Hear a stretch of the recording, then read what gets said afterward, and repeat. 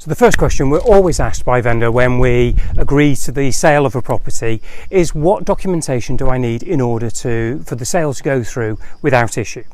So in this episode, it's all for you lucky vendors who are just about to sell your property, or you're thinking of selling your property in the near future. So welcome to episode number 115 of 2 Minute Tuesday with Hondón Valley Homes.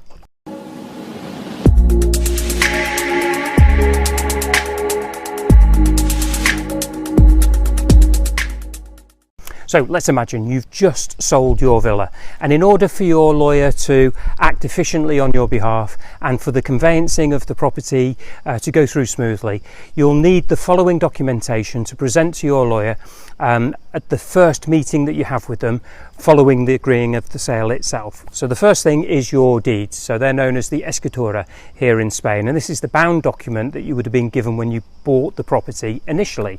Now, if you've done zero updates to the property since you purchased it, then all is fine. It doesn't really need updating. However, if you've added a pool, a garage, a casita, a barbecue, a tennis court, or if you've had a mortgage and paid it off, then the chances are that these will not be shown on the current copy of the deeds, and these need to be updated as part of the conveyancing process, and this will be done by your lawyer. Now, the second thing that you're going to need is all the licenses and the projects for any updates that you have done.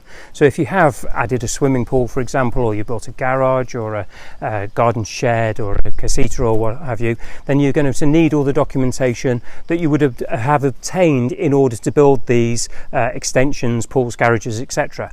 Now, if you did it correctly and legally, then you will have sought out planning permission from the town hall, and you will have copies of the licenses and the Findobra certificate and present those to your lawyer. If you didn't do it, then your lawyer will need to retrospectively get these permissions and licenses for you, and that will come at an extra cost. At number 3, we have the Certificate Habitation. Now, the Certificate Habitation, or the license of first or primary or secondary occupation, is a document issued by your own town hall to confirm that the property was built and it met all the conditions and the criteria applicable at the time.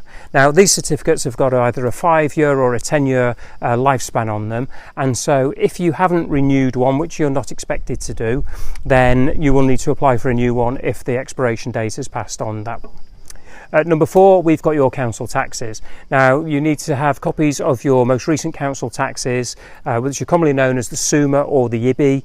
Bring those into to your meeting with the lawyer. It will not only show them that they are paid and up to date, but it will also show the account number so that the lawyer can transfer those taxes into the name of the new buyers when we complete the sale. At number 5, we have your NIE number. Now, you need to bring along the original NIE certificate so that the lawyer can copy it. Our tip, we've got videos on all of these items, but on the NIE, always guard your original, because that's the one you're always asked to show. So just write on the back of it original, and then when you give it to somebody for them to copy it, you can turn it over and check that you get the original one back. Next up, number 6, is your fiscal return. So you need to prove to the lawyer whether you are a fiscal resident of Spain or not. So what do I mean by that? Well, you're a fiscal resident of Spain if you live here for 183 days or more. Then you must become a fiscal resident and declare your taxes here in Spain. If you are a fiscal resident, you declare your taxes, then you send a copy of those to your lawyer to show that you've done your tax declarations, and then the Spanish government or the Hacienda won't retain 3% of the sale price. If you're not a fiscal resident and you say own a holiday home, then you also need to still prove that you have paid your non-resident tax and that is all paid and up to date. Number 7, I think we're on now, so that's going to be utility bills. So you need to bring in copies of your water, your electricity, if you're on mains gas. Bring all of those in, and it allows the lawyer to copy them. They can see that all the accounts are up to date, and that they can also see the account number for transferring those utilities into the name of the new owner when they buy the house. Number 8, I've called this your folder, and basically what I mean by this is that we all have a folder full of everything, all of the paperwork. Bring that with you. The lawyer will then go through there and copy any documents that are needed and give it you back.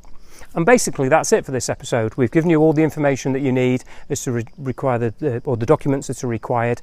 Our advice or our top tip on this is if you're either selling your property or in the process of selling it or thinking of selling it, is get all of these bits and bobs of paperwork together now.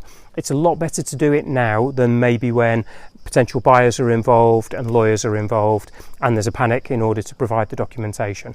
Do it now whilst you've got the time in order to do it, and you won't have any panics at a time when you can be rushing around to get everything in order.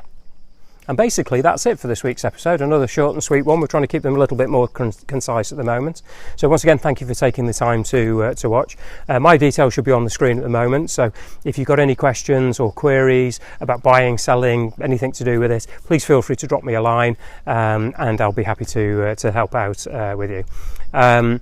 We've taken on some absolutely gorgeous new properties recently, so I'm going to leave a link on the page as well for the latest villas section on our website. So if you're in the market for a property at the moment, then head on off to the latest villas section on our website, where you'll see all the most recently added properties, and they will appear there for you.